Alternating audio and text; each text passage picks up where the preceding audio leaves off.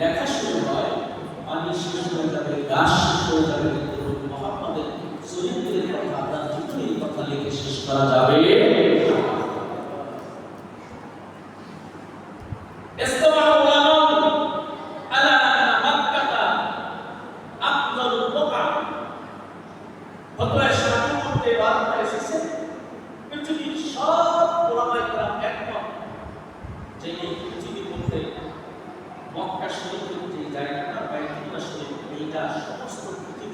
জায়গার চেয়ে উত্তম।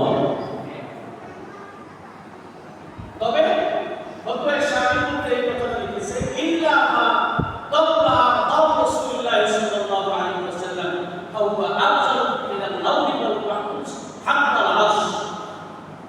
কিন্তু নবী মুহাম্মদ সাল্লাল্লাহু আলাইহি ওয়াসাল্লাম সেই জায়গাটিতে তার রওজা, যেখানে তার কবর, সেই মাটিটুকু তার দেহকে বেষ্টন করে আছে, সেই মাটিটুকু নবী মুহাম্মদ সাল্লাল্লাহু আলাইহি ওয়াসাল্লামকে আবৃত করে আছে। এই মাটিটা শুধু মক্কা না, শুধু মদিনা না, শুধু আরশে আজিম না, এই বাইতুল মুকাদ্দাস না, লাওহে মাহফুজ না, এটা আরশে আজিমের চেয়ে উত্তম। আল্লাহ নবী যেই মাটিটুকুতে শুয়ে আছেন, ওই মাটিটা বাইতুল্লাহ শরীফ না, আল্লাহ পাকের আরশে আজিমের চেয়ে ওই জায়গা সমান হাজির। সেই রাসূলের জীবনের কিছু অংশ আমরা আপনাদের সাথে আলোচনা করতে পারবো। দু একটা অংশ, দু একটা আয়াতে তার প্রশংসা আছে। আমি যে আয়াতটা তেলাওয়াত করেছি, আল্লাহ বলেছেন, ইন্নাকা লাআলা খুলুকিন আযীম, আপনাকে আমি খুলুকে আযীম, সর্বোত্তম চরিত্র দিয়ে আপনাকে পাঠিয়েছি। এই পৃথিবীতে তার চরিত্রের সাথে তুলনা হয় এমন মানুষ এই পৃথিবীতে তৈরি হয়। আল্লাহ ব্যবহার করছেন খুলুকে আযীম, সুপারলেটিভ ডিগ্রি, সর্বোত্তম চরিত্র। চরিত্র তিন প্রকার। নুরুল আনোয়ারের মধ্যে হাসিয়া লেখা আছে, একটি হলো খুলুকে কারীম, একটি হলো খুলুকে হাসান, আর একটি হলো খুলুকে আযীম। খুলুকে হাসান, খুলুকে কারীম, খুলুকে আযীম, এই তিনটি চরিত্র ভালো চরিত্র। খুলুকে হাসান হলো আল্লাহ রাসূল সাল্লাল্লাহু আলাইহি ওয়াসাল্লামের উম্মত হিসেবে আমাদের একটা অধিকার আছে। আমাদেরকে যদি আঘাত করে, ব্যক্তি জব দেয়, প্রতিশোধ হিসেবে তাকে কি জব দেওয়া, এটা আমাদের চরিত্র। দুই নম্বর, কেউ যদি জব দেয়, তাকে মাফ করে দেওয়া, এটাও একটা চরিত্র। আবার কেউ যদি জব দেয়, তাকে কিছু না বলা, তাকে প্রহার না করা, তাকে মাফ করে দেওয়া। তিন নম্বর হলো তাকে আরো পুরস্কৃত হতে পারে। তাই আমরা যারা জালেম তাদেরকে পুরস্কৃত করবে, এটা বোঝাতে চাই। আমি বুঝাইতে চাইতেছি, কথাটা শুনলেই বুঝবেন যে আল্লাহ রাসূল সাল্লাল্লাহু আলাইহি ওয়াসাল্লামের চরিত্রটা এমন ছিল, তিনি ছিলেন রহমাতুল লিল আলামিন। কোনো একটা কাফেরের গায়ে আঘাত করে দেয়, কোনো একটা মুসলমানের গায়ে আঘাত করে দেয়। সাহাবায়ে যুদ্ধ করেছে, তিনি সাথে ছিলেন। আল্লাহ রাসূল সাল্লাল্লাহু আলাইহি ওয়াসাল্লাম রহমাতুল লিল আলামিন, তিনি একজন মুসলমানের জন্য রহমত, তিনি একটা প্রাণীর জন্য রহমত, তিনি সকলের জন্য রহমত। আল্লাহ হাবিবকে আঘাত করেছে, আল্লাহ হাবিব তাকে আঘাত করে নাই, আরো বলেছে, তুমি কি হাতে ব্যথা পেয়েছো? এই যে চরিত্র, এইটার নাম হলো খুলুকে আযীম, সর্বোত্তম চরিত্র। এই চরিত্র দিয়ে এই পৃথিবীতে কাউকে করতে হয়। সর্বোত্তম চরিত্রের এই মানুষ পৃথিবীতে যখন নৈরাজ্য, বিশৃঙ্খলা, অস্থিরতা বিরাজ করছে, এমন সময় সমগ্র মানুষের জন্য তিনি শান্তি হিসাবে এসেছেন।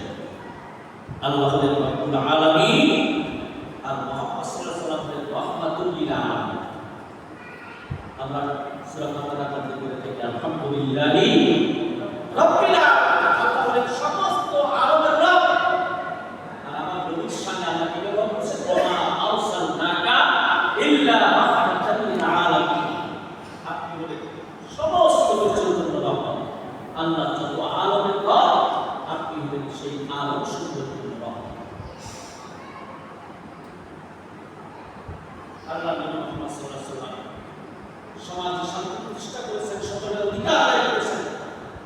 তিনি বলেছেন, ওকুল আজিরা আজরাহু ওয়া আইয়াতু ফাআতাহু, একজন শ্রমিকের মজুরি দিয়ে দাও, তার শ্রমিকের গান শুনতে রাখে।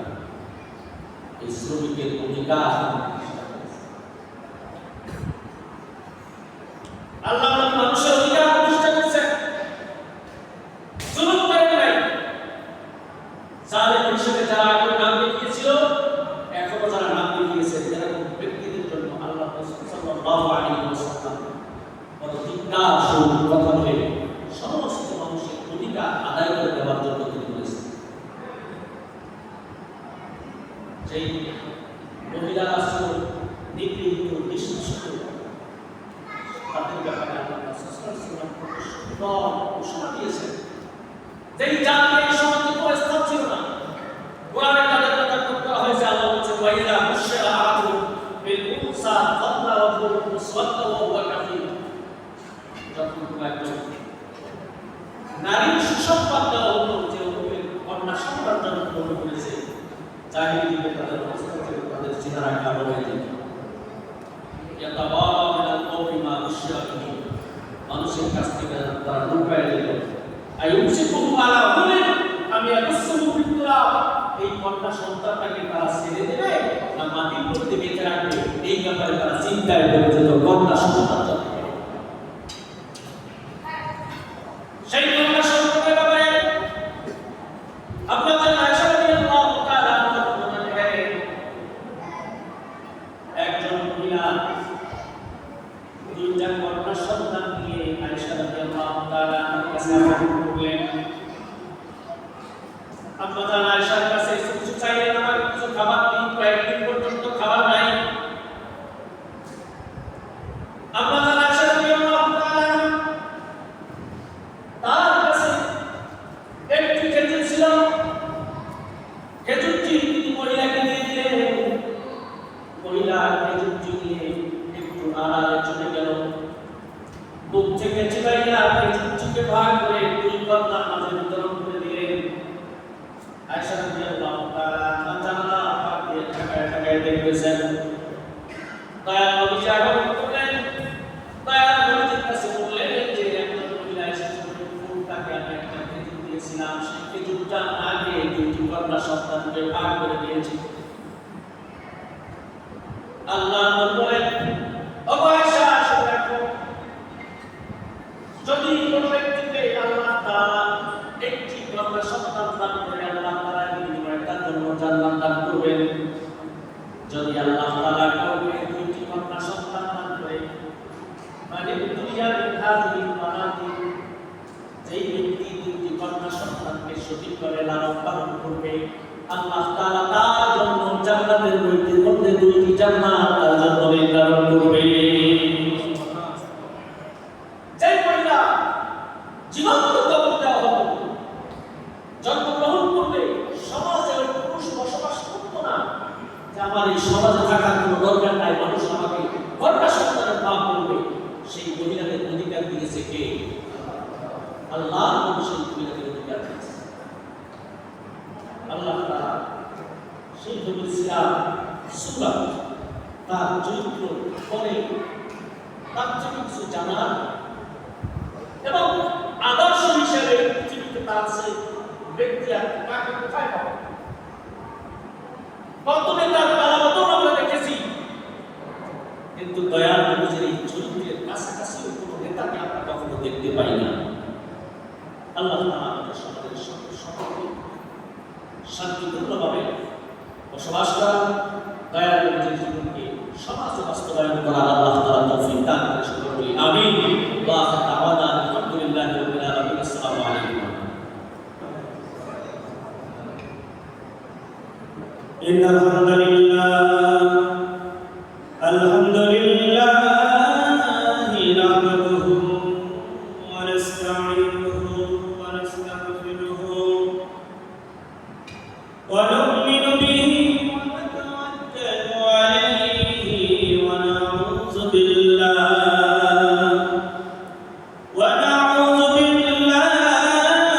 মিন শুরুরি আনফুসিনা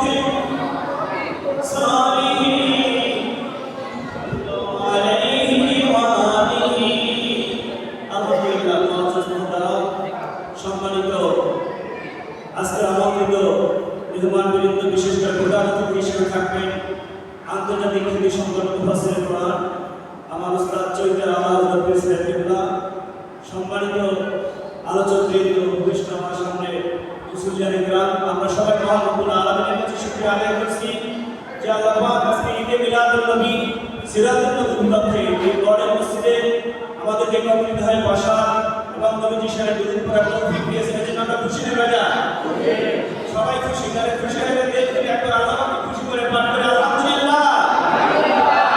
আলহামদুলিল্লাহ, আপনারা সবাই খুশি হয়েছেন, আশা করি সেটা প্রমাণিত হয়েছে, ঠিক কিনা বলেন? সম্মানিত উপস্থিতি, সবাই অতি সঠিক কিভাবে পবিত্র ঈশার নামাজের আযান হবে এবং নামাজ হবে যথাসময় 8টার সময় জামাত অনুষ্ঠিত হবে। প্রিয় উপস্থিতি, আমরা মিলাদুন নবী সিরাতুন নবী আলোচনার জন্য এখানে উপস্থিত হয়েছি। আলোচনা শোনার মুখ্য উদ্দেশ্য মূলত হচ্ছে জীবনে আমল করা, এটাই মুখ্য উদ্দেশ্য, ঠিক কিনা বলেন? সম্মানিত উপস্থিতি, মিলাদুন নবী যা সিরাতুন নবীও তা। আমরা মিলাদুন নবী মানি, সিরাতুন নবীও মানি, কথা ঠিক কিনা বলেন? আরে ভাই, যদি মিলাদ নবীর জন্ম না হতো তাহলে সিরাত কথা কোথায়, ঠিক কিনা বলেন? একটা আছে মিলাদ মানে নবীর জন্ম, আর ভাই আমার নবীকে আল্লাহ সৃষ্টি করেছেন সবার আগে নবী হিসেবে। আল্লাহু আকবার। আমার নবীর যদি জন্ম না হতো আসমান জমিনে আল্লাহ কিছুই সৃষ্টি করতেন না। আল্লাহু আকবার। সেই নবীর জন্মকে অস্বীকার করলে তার ঈমান থাকবে? আমরা মিলাদুন নবী মানব, সিরাতুন নবী মানব, ঠিক কিনা বলেন? আমার নবী শিশুর জন্য আদর্শ, যুবকের জন্য আদর্শ, বয়স্কদের জন্য আদর্শ, রাষ্ট্রনায়কের জন্য আদর্শ। এক কথায় জীবনের সর্বক্ষেত্রে আমার নবী হচ্ছে সর্বোত্তম আদর্শ। বলেন আল্লাহু আকবার। এই কথা আমরা মানব কি মানব না? সবাই বলে মানি কি মানি না? এই জন্য আল্লাহ পাক রব্বুল আলামিন কোরআনুল কারীমের সূরা আল আহজাবের 21 নম্বর আয়াতে বলেন, লাকাদ কানা লাকুম ফী রাসূলিল্লাহি উসওয়াতুন হাসানাহ।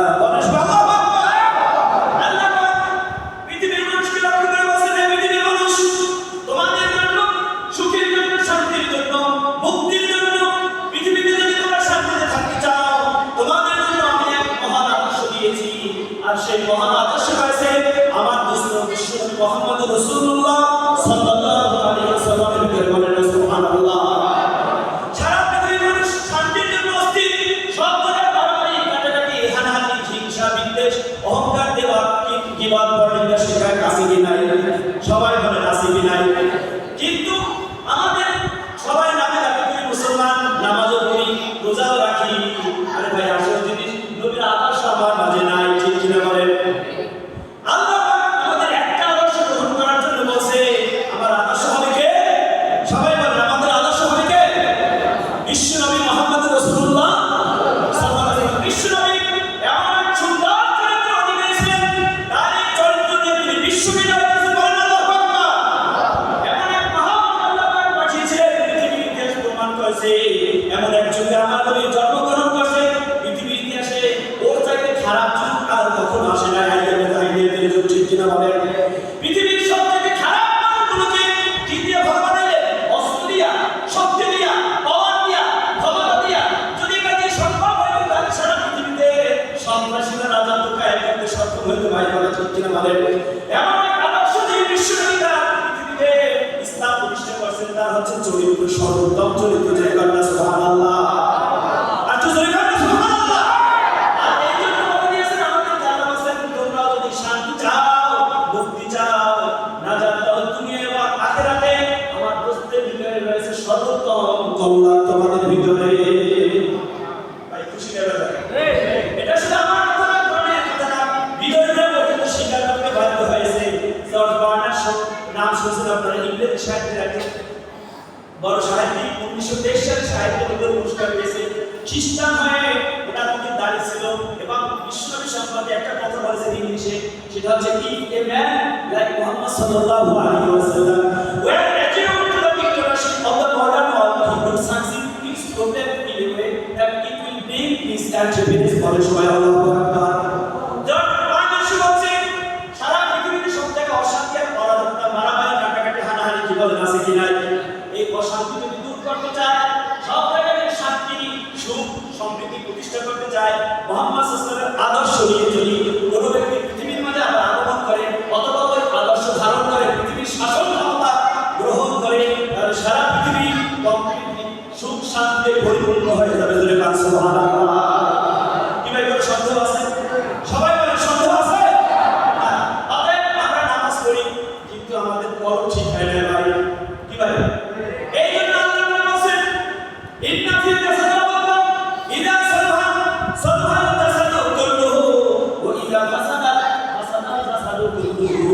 আলা ওহিয়াল সুবহানাল্লাহ।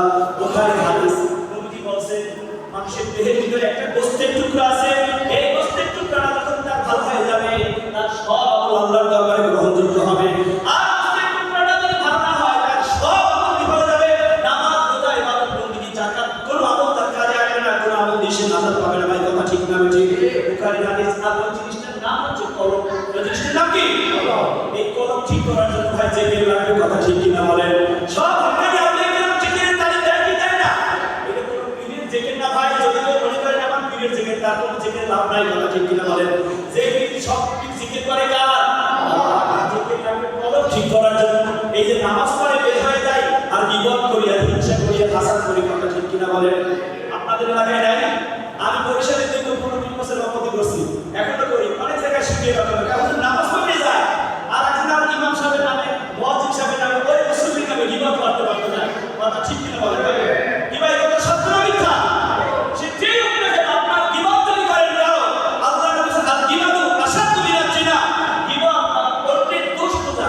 ভাই অন্যের দোষ খুঁজবো কি? আমারই তো দোষের অভাব নাই, কথা ঠিক কিনা বলেন? নবীজি বলেছেন যদি কারো দোষ খুঁজতে হয় ফার্স্টে নিজের দোষ খোঁজো, তারপর অন্যের দোষ খুঁজতে হবে, ঠিক কিনা বলেন? আমরা অন্যের দোষ খুঁজতে ওঠু, এইখানেই আমাদের সমাজে অশান্তি, কথা ঠিক না? নামাজ পড়ে যাচ্ছি আর একটা বিপদ করে করে যাচ্ছি, আমার আমলনামায় যতটুকু নেকি হয়েছে সবটুকু যা বিপদ করলাম তাকে দিয়ে দিলাম, কথা ঠিক না ঠিক ভাই? সারসিনা কাঁথা জমি সত্যি রহমাতুল্লাহ আলাইহির কাছে এক ব্যক্তি খবর নিয়ে আসলো, হুজুর মাগুরা বাজারে বসে আপনার নামে একজন গীবত করতেছে, হুজুর কিছু টাকা দিয়ে বলবেন ওনার মিষ্টি খাওয়ার জন্য আমার পক্ষ থেকে টাকা দিয়ে জয় গান আছে, সুবহানাল্লাহ। একটা আশ্চর্য হয়ে গেল, টাকাটা যখন ওনার কাছে দিয়েছে উনি বলতেছে হুজুর আমি তো সবসময় আপনার দোষ বলি, কিন্তু আপনি আমাকে টাকা দিয়ে ঢালিয়ে দিলেন মিষ্টি খাওয়ার জন্য, কারণ কি? বাবা আমার যে ইবাদতটা তুমি করছো এই ইবাদতটা কেউ করে না, জয় গান আছে, সুবহানাল্লাহ। আমার যদি কোনো দোষ ত্রুটি পাপ থাকে সেটা তোমার আপনার নামে চলে গেছে, এই যে সহজ কেউ দিতে চায় না, জয় গান আছে, সুবহানাল্লাহ। একবার তওবা করে লোকটা ভালো হয়ে গেছে, আল্লাহ ওলি হয়ে গেছে, জয় বলেন আল্লাহু আকবার। প্রিয় ভাইরা আমার, আমরা নামাজ পড়ি অথচ আমাদের কলম ঠিক হয় না। কলমটা হচ্ছে দেহের রাজধানী, কলম কি সবাই বলেন? দেহের রাজধানী কি? কলম। কলম যদি ঠিক হয় নামাজ, রোজা, জিকির সব ঠিক হবে। আর কলম ঠিক নাই, সারাদিন জিকির করতেছি, নামাজ পড়তেছি, রোজা রাখতেছি, মোটেও ঠিক কোনো কাজে কি ভাই লাগবে? কথা বলে লাগবে? আমার কথায় কষ্ট পাইছে ভাই? নামাজ পড়ি মানুষ জাহান্নামে যাবে, এটা তার কথা, আল্লাহ কোরআনে বলেন। আল্লাহ বলেন আল্লাযীনা হুম আন সালাতিহিম সাহুন। ওই সমস্ত নামাজের জন্য দূর হোক যারা নামাজ পড়ে গাফলের সাথে, অমনোযোগের সাথে এবং লোক দেখানোর উদ্দেশ্যে নামাজ পড়ে ইবাদত করে, কথা ঠিক কিনা বলেন? কি ভাই কথা ঠিক না ঠিক? আর এই যে সব কিছু ঠিক হওয়ার মূলে রাখবে কলম ঠিক।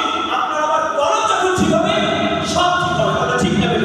নামাজ পড়ে গিয়ে অমুকের কাছে নামাজ পড়তে যাবেন, তার আগে বলবা উনি কে আছে, উনি করি লিস্টে চলা, কথা ঠিক কিনা বলেন? এই হিংসা আসছে না? এই হিংসা এমন এক জিনিস, এই হিংসা অহংকারের কারণে শয়তানের সাথে 6 লক্ষ বছরের ইবাদত সব বিনষ্ট হয়ে গেছে, কথা ঠিক কিনা বলেন? শুধু অহংকার করে বসে আনা খায়রুম মিনহু খলাকতানি মিন নার ওয়া খলাকতাহু মিন তিন। সে বলছে আমি বড়।